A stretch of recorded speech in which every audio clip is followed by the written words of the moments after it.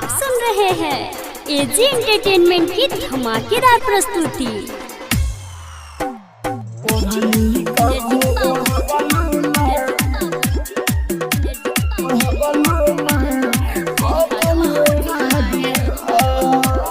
Mix by A G recording studio. कहलू तो शादी दूसरा से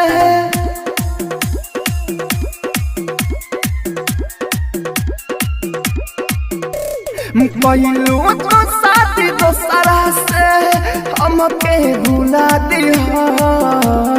ओढ़नी कबो ओढ़लू ना कफन ओढ़ा दिया। ओढ़नी कबो ओढ़लू ना कफन ओढ़ा दिया।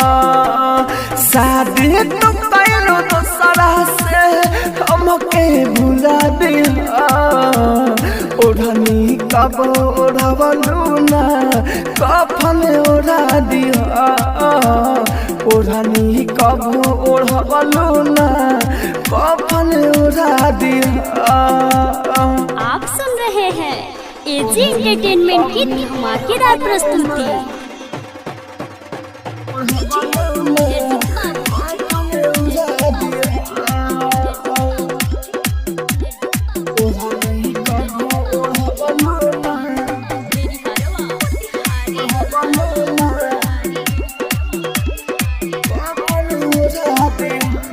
Mix by A G recording studio.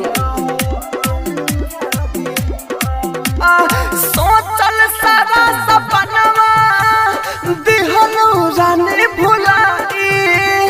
पिया के संगे जाके गोरी हो गइलू हरे जाई। पिया के संगे जाके गोरी हो गइलू हरे जाई। सोचल सारा सपनवा दिहनु रानी भुलाई।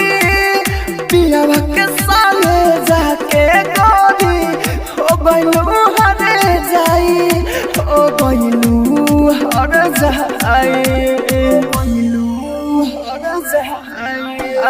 मारे तना जमाना मारे तना जमाना के सच तू बता दिया। ओढ़नी कब ओढ़लू ना अपन ओढ़ा दिया। ओढ़नी कब ओढ़लू ना अपन ओढ़ा दिया। आप सुन रहे हैं एजी एंटरटेनमेंट की धमाकेदार प्रस्तुति।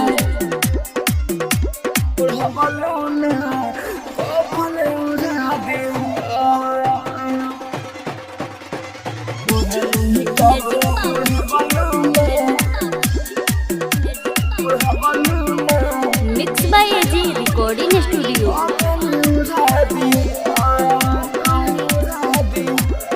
अनिल अर्जुन के याद न तोहरा राहुल राजा धनी करे जा बात तोहरे बतावे।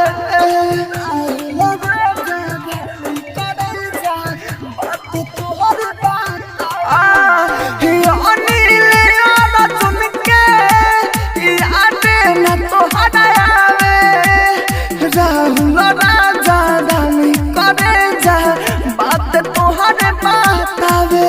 ई बात तोहरे बतावे। राइटर बिहारी बच्चन के राइटर बिहारी बच्चन के खबर में सुना दिया। ओढ़नी कब ओढ़लू ना कफन ओढ़ा दिया।